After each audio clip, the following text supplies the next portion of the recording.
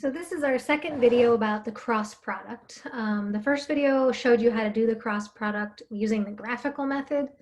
This video is going to be talking about using the cross product and performing it in component form. Just as a quick reminder, the cross product is a vector math operation that takes two vectors and it returns a new vector that is perpendicular to both of the vectors that were in the cross product. So as in this picture here, vectors A and B are crossed, C is the result, and notice that vector C is perpendicular to both A and B. Vectors in the cross product don't have to be perpendicular to each other. Those are just any two random vectors, you can cross them, but the result has to be perpendicular to both of the vectors that were in the cross product. And as you're getting used to doing cross products, just be really careful about using proper notation and saying things correctly. Pronounce it cross. Don't say times. There's no such thing as a vector times another vector. So say cross, write the cross, make sure you're not forgetting to write those things on there, because recall, there is another vector math operation called the dot product that's very different than the cross product. So you don't want to accidentally think you're doing a dot product when you are actually supposed to be doing a cross product or vice versa. So if you're doing a dot product, draw the little dot. If you're doing a cross product, draw the cross and make sure you are doing the correct operation. So this is what I mean when I say the cross product in component form. So both of your vectors are already expressed in component form, that we're using the Cartesian coordinate system. So you see them written as a combination of scalars times unit vectors added together. So these terms here, like a sub x, that is the scalar component of vector A in the direction of x. So vector A is a sub x times x hat plus a sub y times y hat plus a sub z times z hat. That's vector A in component form. Vector B, I also have written in component form. And we want to figure out A cross B.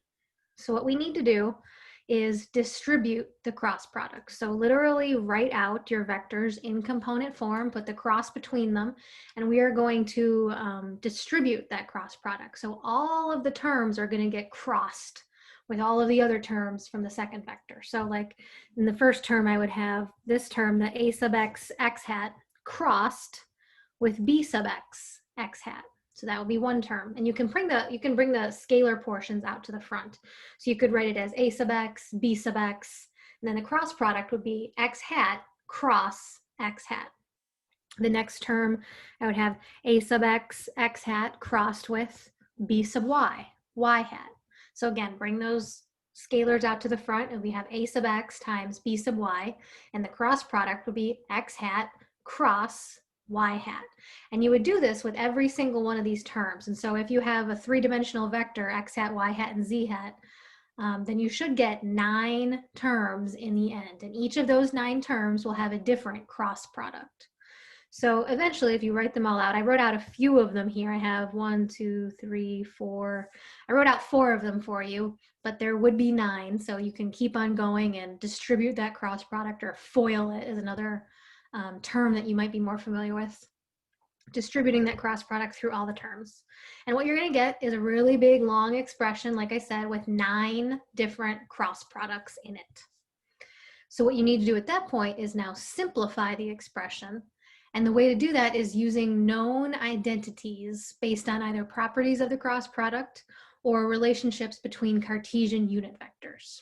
So those 9 terms that I'm referring to, they would involve these 9 cross products. So you might have a term with an x crossed with an x, or an x crossed with a y, or a y crossed with an x. These 9 cross products are known, have known values within the Cartesian coordinate system. So we have already actually discussed, you could figure out these first 3 up here, x crossed with x, or y crossed with y, z crossed with z.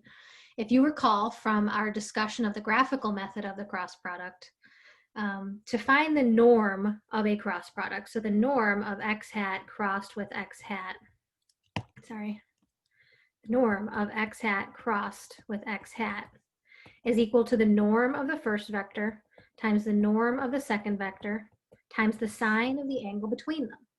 And any vector crossed with itself, or any vector with itself, has an angle of 0 degrees with itself. So if the angle is 0 degrees, the sine of 0 is 0. So any vector crossed with itself is equal to 0. So those three, you could know right now without any information about the Cartesian coordinate system. The other 6, I'm going to have to tell you some more information about the Cartesian unit vectors and their relationships. So before we do that, though, I want to be really careful. I just showed you a method of how I could justify saying that x crossed with x is 0. I want you to be really careful using similar logic in order to get x crossed with y. Some students, I've seen this written down many times, and I want you to try to think about why this is not correct. So let's say you're trying to find x cross y. Well, you already told me, okay, so cross product is the norm of the first vector times the norm of the second vector times the sine of the angle between them. All right, well, these are unit vectors, so I know the norm of x hat is 1, the norm of y hat is 1. They are 90 degrees to each other. The sine of 90 is also 1. And so x hat crossed with y hat, that's just the number 1. I've seen students write this down a lot, but there's something wrong with these expressions. Did you notice what was wrong here and what was left off of the left-hand side of these equations? If you remember from the graphical method of doing the cross product is not equal to the norm of the first vector times the norm of the second vector times the sine of the angle between them. It's the norm of the cross product. So I agree that the norm of x crossed with y is the number 1, but x crossed with y should generate a new vector. Remember that the cross product gives you a vector. You cross 2 vectors, you get a new vector. And the number 1 isn't a vector, it's a scalar. So in your mind, it should be a red flag if you ever have a vector on the left-hand side of your equation equal to a scalar on the right-hand side of your equation. Something has gone wrong in that case. So just be really careful here that if you're doing a cross product, you need to get a vector in return. So the logic in this thing, in this steps here that the students I've seen do is that they're only giving me the magnitude of the cross product. They're not telling me about the direction of the cross product. So in order to understand what x crossed with y gives us, we have to know a little bit more about the Cartesian coordinate system. The Cartesian coordinate system is actually defined by a cross product. So this one up here, x cross y equals z. So x hat, sorry, crossed with y hat equals z hat. Those 3 unit vectors of the Cartesian coordinate system are related to each other using a cross product, actually. So it makes sense because x crossed with y has to create a new vector that's perpendicular to both of them. The only way for that to happen is that it's coming into the 3rd dimension. So x and y are the x is the first dimension. Let's say y is the second dimension. A vector that's perpendicular to both has to be in the 3rd dimension, and that is z hat.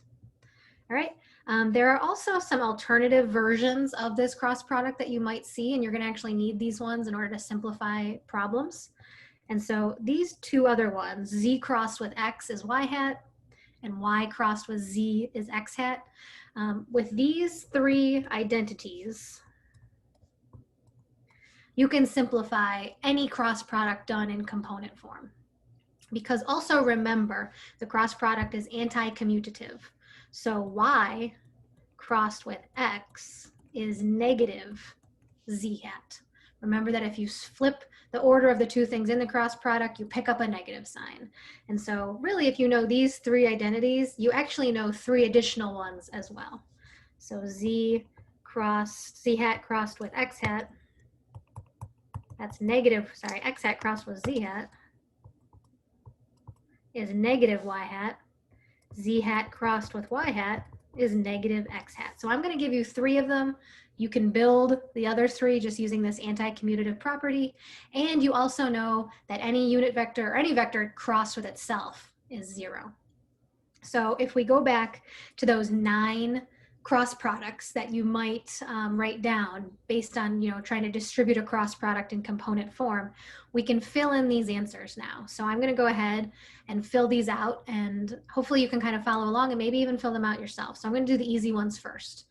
Any vector crossed with itself is 0. So x hat crossed x hat is 0. Y hat crossed with y hat is 0. Z hat crossed with z hat is 0. Now I'm going to use those other identities that I know. I know that the Cartesian coordinate system is defined as x crossed with y is z hat. So now I'm going to go look for the flipped version of that. So I'm going to look for this one up here, y hat crossed with x hat. That's negative z hat. All right. Another alternative definition that I know is that, let's see here, z hat crossed with x hat is y hat. So z hat crossed with x hat is y hat. Now let's look for the flipped version of that. Let's look for x crossed with z hat. That's negative y hat. And then the last one, the third identity that I gave you is that y crossed with z is x. So that means that z crossed with y is negative x. And those are your 9 Cartesian coordinate system identities for the cross product. I'll tell you right now that I will give you this one, and this one. So on your equation sheet on your exam, I will provide those 3. You have to know the other ones or be able to get the other ones. You have to know that x hat crossed with x hat is 0. You have to know that if you invert the order of the 2 things in the cross product, then you get a negative sign on the other side of the equation. So I'll give you those 3. You have to know the other 6 or get the other 6 using concepts related to the cross product. So let's do an example now. I think we have enough information to be able to do an example. Angular momentum is a physics quantity. It is given by the cross product between a position vector and a linear momentum vector. So angular momentum is the symbol capital L. It is equal to the cross product between r crossed with p. So r is the position vector, p is the linear momentum vector. And now we have r and p in component form. I see those 2 expressions here. So here's vector r in component form. Here's vector p in component form. We're going to use the right-hand rule just to predict the general direction of L. If you recall from the graphical method, we know the right-hand rule. That'll at least help us get an idea of what the direction of the angular momentum vector is. But then we're going to actually do it in component form and actually get a real answer for the magnitude and the direction of this angular momentum vector. So first, if you recall the right-hand rule, we're going to use this cross product that capital L angular momentum is equal to r cross p. If you remember your right-hand rule, the first vector in the cross product is your thumb. The second vector in the cross product is your pointer. The result of the cross product is your middle finger. So now let's put our fingers in the directions that we see in this picture. I see R is pointing kind of down and to the right, so point your thumb down and to the right. P is pointing down and to the left, so now my pointer finger is kind of going down and to the left. Try to make that angle between your pointer and your thumb about the angle that you see between R and P when they're drawn tail to tail. And now point your middle finger perpendicularly from your palm. You guys can see the tip of my middle finger, which means that my middle finger is pointing into the board. So our prediction is that the angular momentum vector should point into the board. And if you look at our chosen coordinate system, into the board would be the negative z direction. So look at z hat is the symbol that's coming out of the board. So into the board is that X symbol. It's like the crosshairs of an arrow going into the board.